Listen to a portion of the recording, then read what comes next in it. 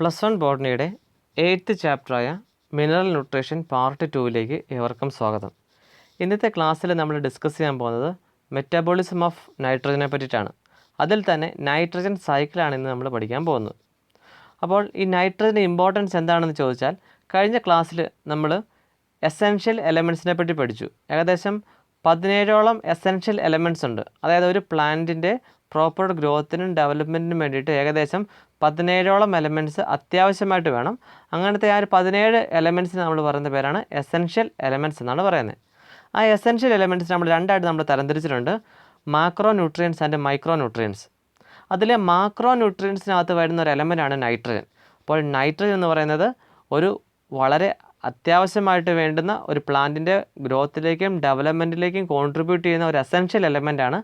അതുകൊണ്ട് തന്നെയാണ് നമ്മൾ ഈ നൈട്രജനെ പറ്റി നമ്മൾ സെപ്പറേറ്റ് ടോപ്പിക്കായിട്ട് പഠിക്കുന്നത്. അപ്പോൾ ഇതിനകത്ത് നമ്മളിന്ന് പഠിക്കാൻ പോകുന്നത് നൈട്രജൻ സൈക്കിളിനെ പറ്റിയിട്ടാണ്. First point, nitrogen is A most prevalent element in living organism. Living organism, അത് പ്ലാന്റ്സ് ആണെങ്കിലും ശരി ആനിമൽസ് ആണെങ്കിലും ശരി, പ്ലാന്റ്സിലും ആനിമൽസിനും ഒരേപോലെ തന്നെ വളരെ ഇമ്പോർട്ടൻ്റ് ആയിട്ടുള്ള ഏറ്റവും കൂടുതൽ കാണപ്പെടുന്ന ഒരു എലമെൻ്റാണ് നൈട്രജൻ. അപ്പം പ്ലാന്റ്സിനും നൈട്രജൻ വേണം, ആനിമൽസിനും നൈട്രജൻ വേണം. അപ്പോൾ അതിൽ നമുക്ക് എന്ത് മനസ്സിലാക്കാം? നൈട്രജൻ എന്ന് പറയുന്നത് ഒരു പ്ലാന്റിൻ്റെയും ആനിമൽസിൻ്റെയും പ്രോപ്പർ ഗ്രോത്തിനും ഡെവലപ്മെൻറ്റിനും വളരെ അത്യാവശ്യമായിട്ട് വേണ്ടുന്ന ഒരു എലമെൻ്റാണ്. Plants compete with microbes for limited nitrogen in soil. സോയിലാണെങ്കിൽ ഈ നൈട്രജൻ വളരെ കുറവാണ്. കാരണം എന്താണ്? പ്ലാന്റ്സിനും ആനിമൽസിനും മൈക്രോബ്സിനും ഒക്കെ എന്ത് ചെയ്യണം? ഈ നൈട്രജൻ വേണമായിട്ട് എന്ത് ചെയ്യും? അവരത് അബ്സോർവ് ചെയ്യും. അപ്പോൾ സോയിലുള്ള നൈട്രജൻ വളരെ കുറവാണ്. അപ്പോൾ ഈ സോയിലിലെ കുറഞ്ഞ നൈട്രജന് വേണ്ടിയിട്ട് ആരൊക്കെ കോമ്പീറ്റ് ചെയ്യും? ഈ സോയിൽ വളരുന്ന പ്ലാന്റ്സും മൈക്രോബ്സും ഒരേപോലെ തന്നെ ഈ ലിമിറ്റഡ് ആയിട്ടുള്ള നൈട്രജന് വേണ്ടിയിട്ട് കോമ്പീറ്റ് ചെയ്യും. അതുകൊണ്ട് നമ്മൾ nitrogen is A limiting nutrient എന്ന് നമ്മൾ പറയും. നൈട്രജൻ എന്ന് പറഞ്ഞാൽ വളരെ ലിമിറ്റഡ് ആയിട്ടുള്ള ഒരു ന്യൂട്രിയൻ്റ് ആണ്. ഇനി നൈട്രജൻ സൈക്കിളിലേക്ക് വരുമ്പോൾ എർത്തിലെ കാര്യം പറഞ്ഞു, അല്ലെങ്കിൽ സോയിലിലെ കാര്യം പറഞ്ഞു. സോയിലിൽ നൈട്രജൻ വളരെ അധികം കുറവാണ് കാണുന്നത്. പക്ഷേ നമ്മൾ അറ്റ്മോസ്ഫിയറിലേക്ക് വരുമ്പോൾ അറ്റ്മോസ്ഫിയറിൽ ഏകദേശം 78% നൈട്രജൻ ഉണ്ട്. അപ്പോൾ സോയിൽ നൈട്രജൻ വളരെയധികം കുറവാണ്. അതുകൊണ്ട് അതിന് വേണ്ടിയിട്ട് പ്ലാന്റ്സും മൈക്രോബ്സും അങ്ങോട്ടും ഇങ്ങോട്ടും കോമ്പീറ്റ് ചെയ്യുന്നുണ്ട്. പക്ഷേ അറ്റ്മോസ്ഫിയറിലേക്ക് വരുമ്പോൾ 78% നൈട്രജൻ ഉണ്ട്. പക്ഷേ പ്ലാന്റ്സിനും ആനിമൽസിനും ഓക്സിജൻ അബ്സോർവ് ചെയ്യുന്ന പോലെ, അറ്റ്മോസ്ഫിയറിൽ നിന്ന് ഓക്സിജൻ അബ്സോർവ് ചെയ്യുന്ന പോലെ തന്നെ നൈട്രജൻ അബ്സോർവ് ചെയ്തെടുക്കാൻ പറ്റത്തില്ല. ഒന്നെങ്കിൽ ആ നൈട്രജനെ അമോണിയാക്കി മാറ്റണം, അല്ലെങ്കിൽ ഈ നൈട്രജൻ ഓക്സൈഡ് ആക്കി മാറ്റണം. നൈട്രജൻ ഓക്സൈഡ് എന്ന് വെച്ചാൽ എന്താ? നൈട്രജൻ്റെ കൂടെ ഏതെങ്കിലും ഓക്സിജനെയും കൂടെ ആഡ് ചെയ്യണം. ഇപ്പോൾ ഓക്സിജനോട് ആഡ് ചെയ്യുമ്പോഴാണ് നമ്മൾ നൈട്രജൻ ഓക്സൈഡ് എന്ന് പറയുന്നത്. അപ്പോൾ ഈ അറ്റ്മോസ്ഫിയർ നൈട്രജൻ ഒന്നെങ്കിൽ അമോണിയ ആക്കി മാറ്റണം, ഇല്ലെങ്കിൽ നൈട്രജൻ ഓക്സൈഡ് ആക്കി മാറ്റിക്കഴിഞ്ഞാൽ മാത്രമേ ഈ പ്ലാന്റ്സിനും ഈ മൈക്രോബ്സിനും ഒക്കെ ഇത് അബ്സോർവ് ചെയ്യാൻ പറ്റത്തുള്ളൂ. അങ്ങനെ അറ്റ്മോസ്ഫിയറുള്ള നൈട്രജനെ അമോണിയ ആക്കി മാറ്റുക, അല്ലെങ്കിൽ നൈട്രജൻ ഓക്സൈഡ് ആക്കി മാറ്റുന്ന പ്രോസസ്സിനാണ് നമ്മൾ നൈട്രജൻ ഫിക്സേഷൻ എന്ന് പറയുന്നത്. നമുക്ക് ആ പോയിന്റിലേക്കൊന്ന് വരാം.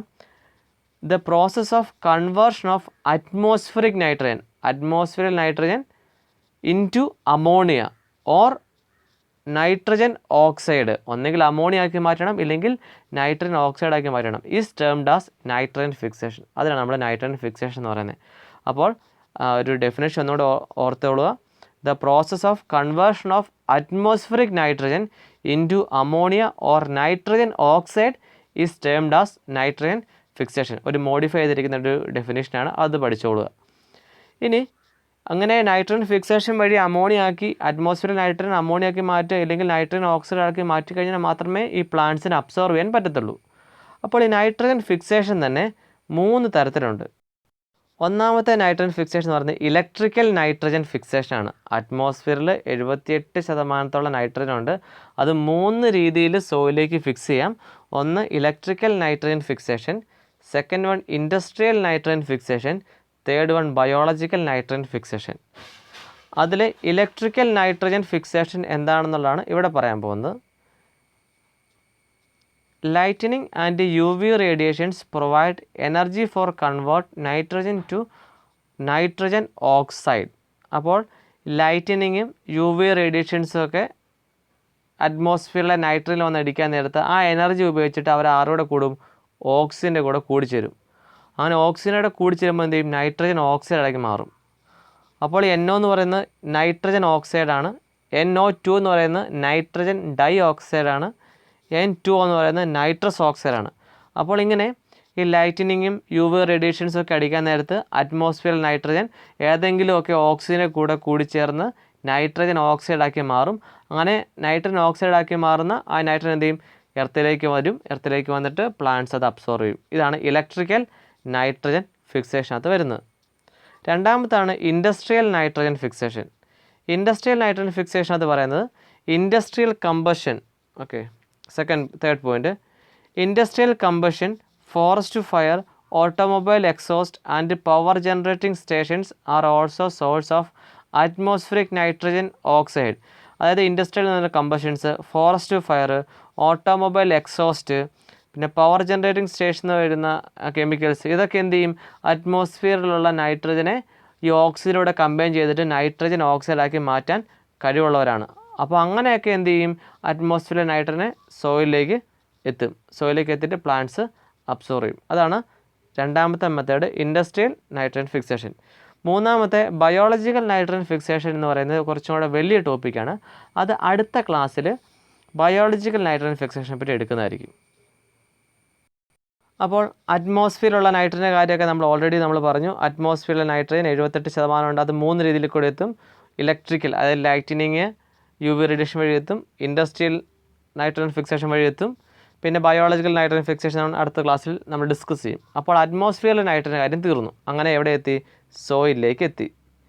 ഇനി സോയിലിൽ, അതായത് സോയിൽ പ്ലാന്റ്സിലും ആനിമൽസിലും നമ്മൾ നൈട്രജൻ ഉണ്ടെന്ന് പറഞ്ഞു. കാരണം പ്ലാന്റ്സിനും ആനിമൽസിനും ഒരേപോലെ നൈട്രജൻ ആവശ്യമുണ്ട്. അപ്പോൾ ഈ ആനിമൽസിൻ്റെ ബോഡിക്കുള്ളിലും പ്ലാന്റ്സിൻ്റെ ബോഡിക്കുള്ളിലും എന്തുകൊണ്ട്, നൈട്രജൻ ഉണ്ട്. അവരെ ഡെത്ത് ആൻഡ് ഡീക്കേ വഴി ആ നൈട്രജൻ എന്തായിട്ട് കൺവേർട്ട് ചെയ്യും, അമോണിയാക്കി കൺവേർട്ട് ചെയ്യും. അപ്പോൾ പ്ലാന്റ്സിലും ആനിമൽസിലും നൈട്രജൻ ഉണ്ട്. അവയുടെ ഡെത്ത് ആൻഡ് ഡീക്കേ വഴി ആ നൈട്രജൻ എന്തായിട്ട് മാറും, അമോണിയായിട്ട് മാറും. ആ പ്രോസസ്സിന് പറയുന്ന പേരാണ് അമോണിഫിക്കേഷൻ. അങ്ങനെ അമോണിയ ഉണ്ടായി മാറുന്ന പ്രോസസ്സിനെയാണ് അമോണിഫിക്കേഷൻ എന്ന് പറയുന്നത്. Decomposition of organic nitrogen of dead plants and animals into ammonia is called ammonification. അങ്ങനെ അമോണിയായിട്ട് മാറി.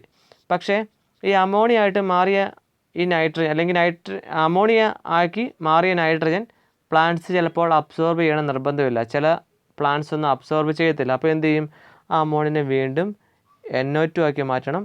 ആ NO2നെ NO3 ആക്കി മാറ്റണം. NO3 ആക്കി കഴിഞ്ഞാൽ മാത്രമേ പ്ലാന്റ്സിന് ഡയറക്റ്റായിട്ട് ആ ഒരു നൈട്രജനെ അബ്സോർവ് ചെയ്യാൻ പറ്റത്തുള്ളൂ. അപ്പോൾ അമോണിയനെ ആദ്യം എന്തിലേക്ക് കൺവേർട്ട് ചെയ്യണം, NO2 ആക്കി മാറ്റണം, ദെൻ NO3 ആക്കി മാറ്റണം. അത് 2 സ്റ്റെപ്പുകളായിട്ടാണ് നടക്കുന്നത്. നമുക്ക് നോക്കാം.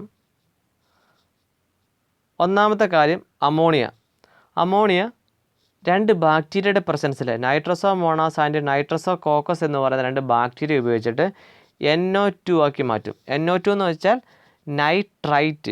നൈട്രൈറ്റ് ആക്കി മാറ്റി. അതാണ് ഇവിടെ കൊടുത്തിരിക്കുന്നത്, NO2 ആക്കി മാറ്റി. അപ്പോൾ അമോണിയ എന്തായിട്ട് മാറി, 2 ബാക്ടീരിയ പ്രസൻസിൽ, നൈട്രോസോമോണാസ് ആൻഡ് നൈട്രോസോകോക്കസ് എന്ന് പറയുന്ന 2 ബാക്ടീരിയ പ്രസൻസിൽ അത് നൈട്രൈറ്റായിട്ട് മാറി.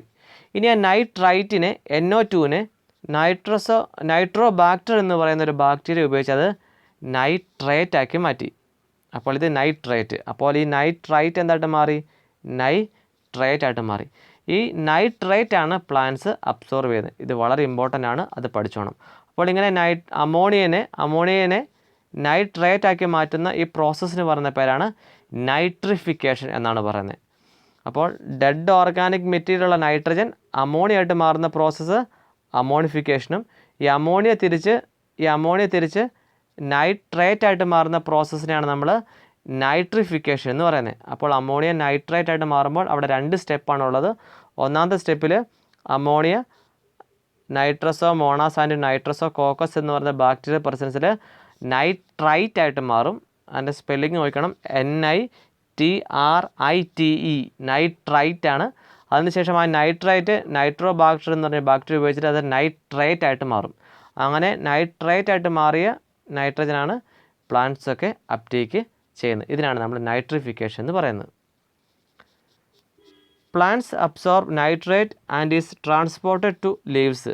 അങ്ങനെ പ്ലാന്റ്സ് എന്ത് ചെയ്യും, ഈ നൈട്രേറ്റ് അബ്സോർബ് ചെയ്യും. ഈ നൈട്രേറ്റ് അബ്സോർബ് ചെയ്തിട്ട് ലീഫിലേക്ക് ട്രാൻസ്പോർട്ട് ചെയ്യും. In leaf it is reduced to form ammonia. എന്നിട്ട് ആ നൈട്രേറ്റ് എന്തായിട്ട് മാറും? അമോണിയ ആയിട്ട് മാറും. ലീഫിൽ ചെന്നതിന് ശേഷം അമോണിയ ആയിട്ട് മാറും. എന്നിട്ട് അമിനോ ആസിഡിൻ്റെ ഒരു അമിനോ ഗ്രൂപ്പായിട്ട് അത് മാറുകയാണ് ചെയ്യുന്നത്. അപ്പോൾ അവസാനം എന്തായിട്ട് മാറും? പ്ലാന്റിലെത്തിയതിനു ശേഷം അമോണിയ ആയിട്ട് തന്നെ മാറും. Nitrate present in the soil is also reduced to nitrogen by process of denitrification. അപ്പോൾ ഇങ്ങനെ നൈട്രേറ്റ് ആയിട്ട് മാറിയത് എന്ത് ചെയ്യും? പ്ലാന്റ്സ് അബ്സോർവ് ചെയ്യുമെന്ന് പറഞ്ഞു. അതുകൂടാതെ ചിലപ്പോൾ എന്ത് ചെയ്യുമെന്ന് അറിയോ? ചില ബാക്ടീരിയ ഉണ്ട്.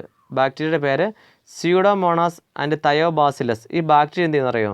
ഈ നൈട്രേറ്റിനെ മോളിക്കുലർ നൈട്രജൻ അല്ലെങ്കിൽ നൈട്രജൻ ആക്കി എന്ത് ചെയ്യും? അറ്റ്മോസ്ഫിയറിലേക്ക് കടത്തിവിടും. ആ പ്രോസസ്സ് പറയുന്ന പേരാണ് ഡീനൈട്രിഫിക്കേഷൻ. അപ്പോൾ nitrate present in the soil is also reduced to nitrogen by the process of denitrification. It is carried by bacteria Pseudomonas and Thiobacillus. അങ്ങനെ ഈ രണ്ട് ബാക്ടീരിയ ഉപയോഗിച്ചിട്ട് ഈ പ്ലാന്റ്സിനെ അബ്സോർവ് ചെയ്യാൻ വെച്ചിരിക്കുന്ന നൈട്രജനാണ്. അതെന്ത് ചെയ്യും? പ്ലാന്റ്സിനെ അബ്സോർവ് ചെയ്യാൻ വെച്ചിരിക്കുന്ന നൈട്രേറ്റ് ആണ്. അതിനെന്ത് ചെയ്യും? ഈ രണ്ട് ബാക്ടീരിയ ഉപയോഗിച്ചിട്ട് നൈട്രജൻ ആക്കിയിട്ട് അറ്റ്മോസ്ഫിയറിലേക്ക് തിരിച്ചു വിടും.